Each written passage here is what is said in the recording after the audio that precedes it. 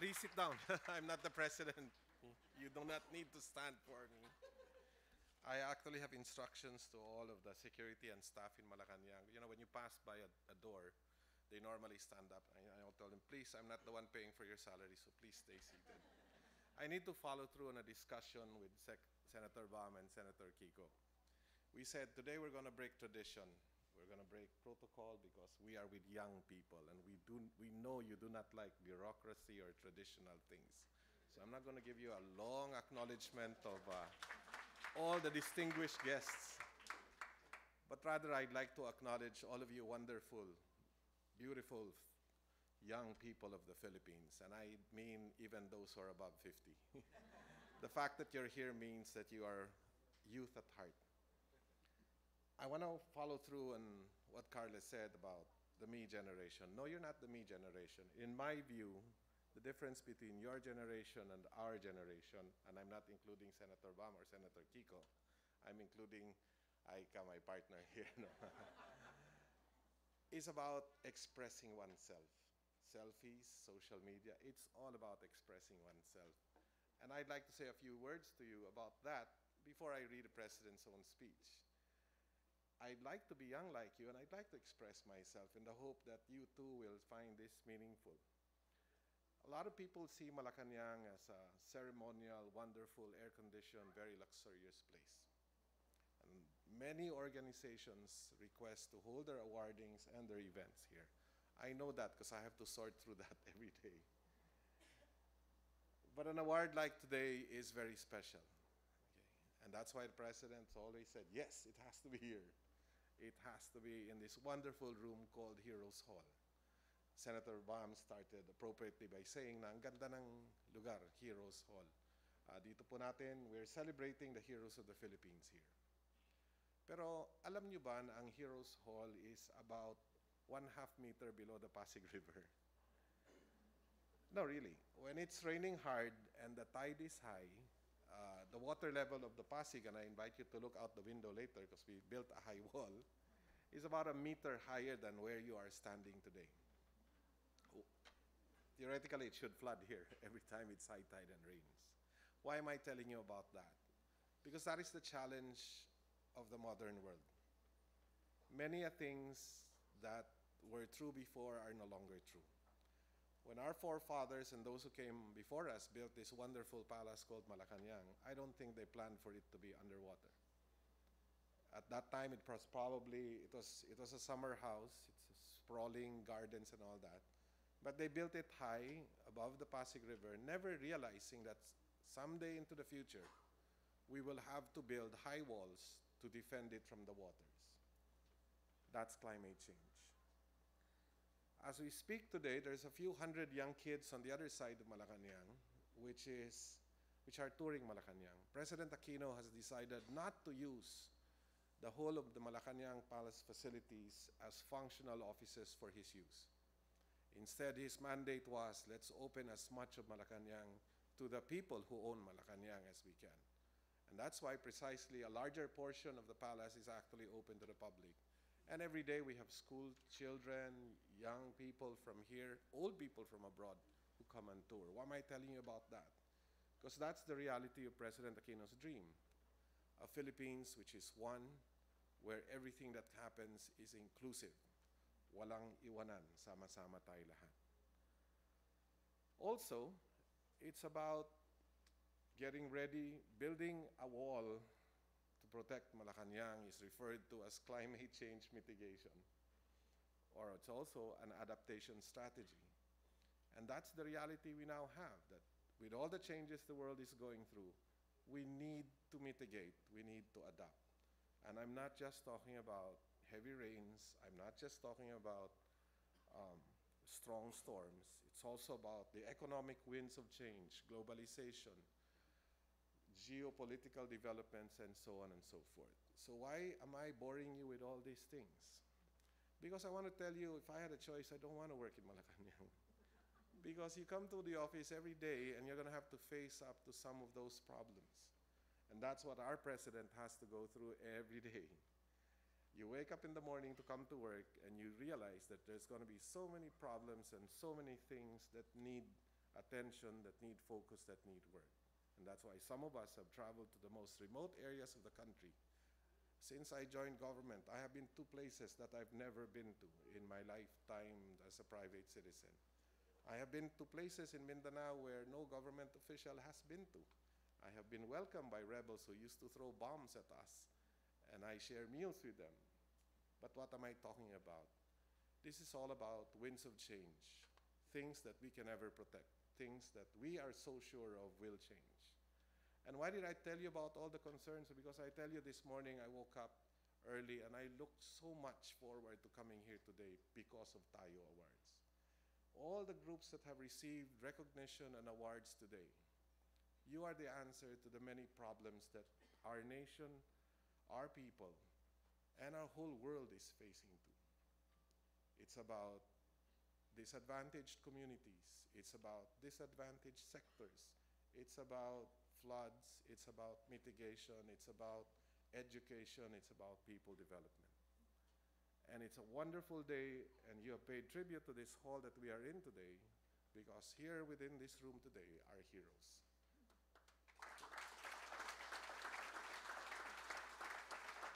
The definition of heroes are people who do things beyond what they normally do.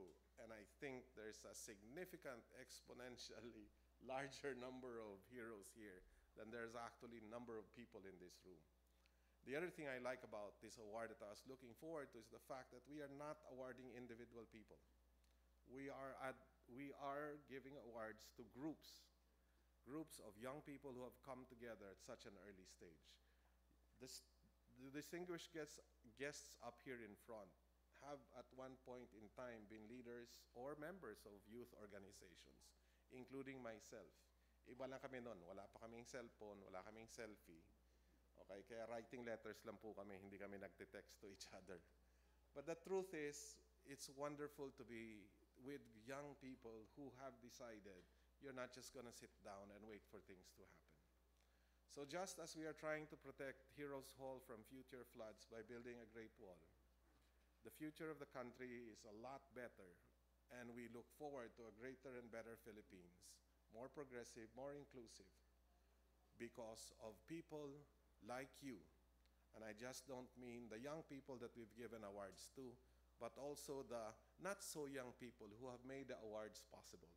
The sponsors, the groups that have taken aside time and resources to recognize the young people who've really taken on the challenge. I want to say personally, mabuhay po kayong lahat. Maraming salamat sa inyong malasakit at pagsiservisyo at pagtulong sa lahat ng Pilipino at sa bayan ng Pilipinas. Let me now go to what I'm supposed to do.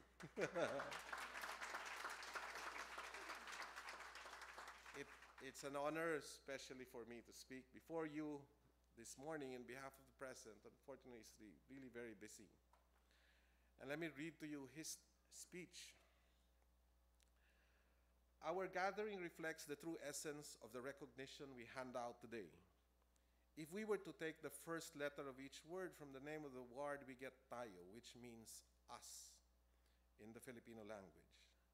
This tells us that positive and meaningful change, as we see today, is the product of solidarity and communal responsibility, of pulling together to help each other face the challenges that confront us.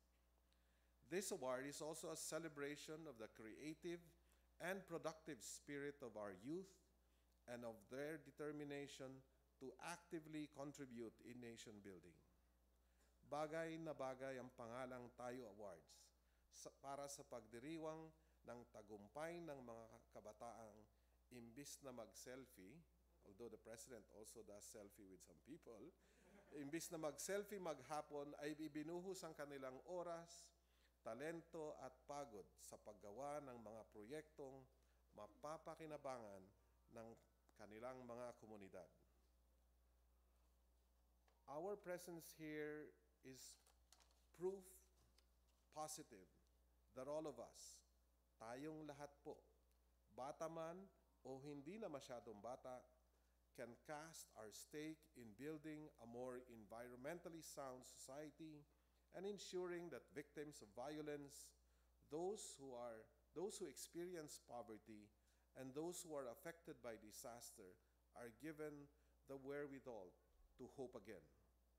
The latest statistics of the National Youth Commission indicate that there are almost 30 million Filipino youth, 30 million individuals who, as Jose Rizal would say, carry the hope of our land on their shoulders.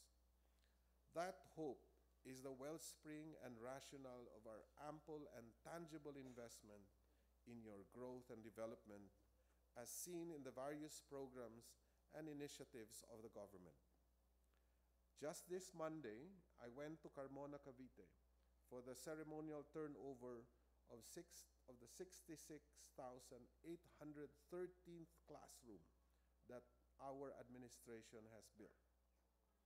This symbolizes the final closure of resource gaps in teachers, classrooms, and textbooks, which we inherited from previous administrations and which many thought would be impossible to address. Another important example is the Pantawid Pamilya Filipino program under the DSWD, which provides cash assistance to indigent families on the condition that pregnant mothers get checkups, children are dewormed and get vaccines, and those of school age attend classes. This program to date has helped close to 4 million Filipino households, providing the indigent youth a real chance to learn skills, apply these in their professions, and break the cycle of poverty where they are mired in. We also have the Abot Alam project for our out-of-school youth, which aims to deliver education in a way that meets unique circumstances. These are only some of the steps our administration is pursuing, which were made possible because the Filipino people came together to establish meaningful change.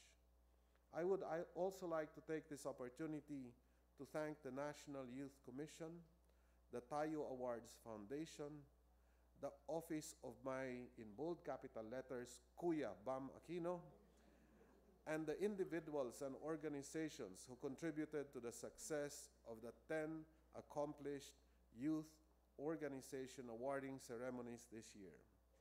We had all borne witness to the unproductive trend of seeking out errors and disregarding positive contributions.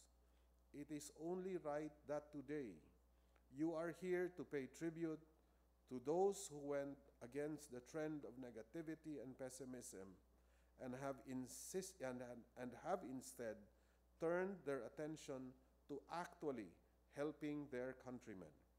It is only right to recognize and spread the news of the hard work of these organizations we award today, organizations that serve as examples and inspire the Filipino youth.